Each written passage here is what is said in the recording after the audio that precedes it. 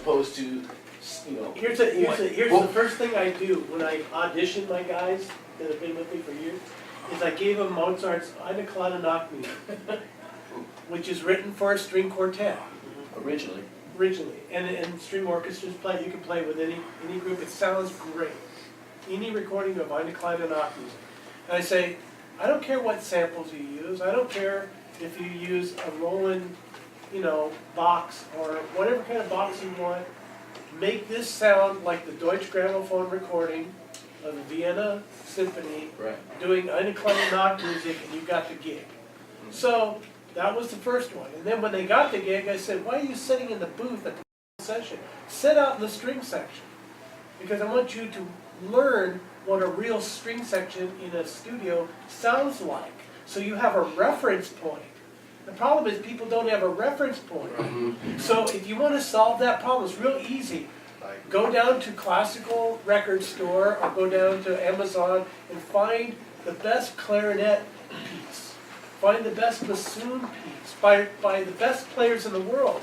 And then A/B that against your samples and say, that's what it is. Always A and B, because that's what I do with everything. I make sure that it sounds like it's going to convince somebody. Well, the one thing though, I know I said earlier, take a day, if you have the day to spare, take the day to, find all your best sounds, but take a day to just write the tune.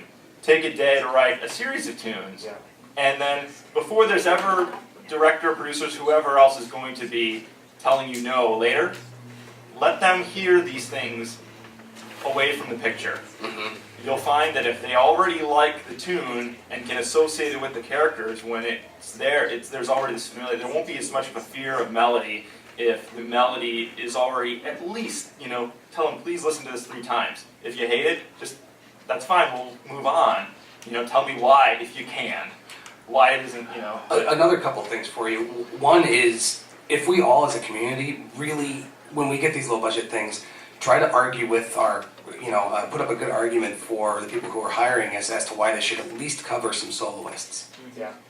At least cover some if we all do it together and the tide kind of moves with that, and all the filmmakers are all talking to each other like, yeah, we didn't want to spend this much money, but we brought in a couple extra players, and oh my gosh, it sounds so good.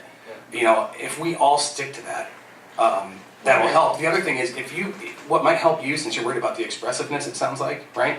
Yeah, I mean, that's a big part of it. And spend a week or not a week, but when you're getting up and just doing your coffee in the morning, just look up, try to find the most expressive samples you can that you think are going to help you with that.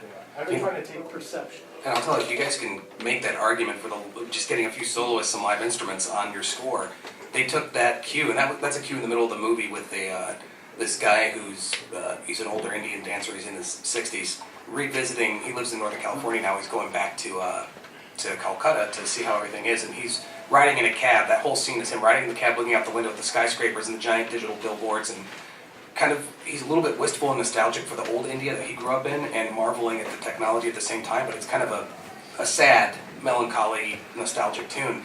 They liked it enough just because that had the live instruments in it that they, instead of using the thing I originally wrote for the end credits, they put that on there. So just getting a little bit of humanity in there really pushes it, even if it's yourself. Like if you have a mic and you can play some of the woodwind instruments live, yeah, that's what it really pushes it. Along those lines.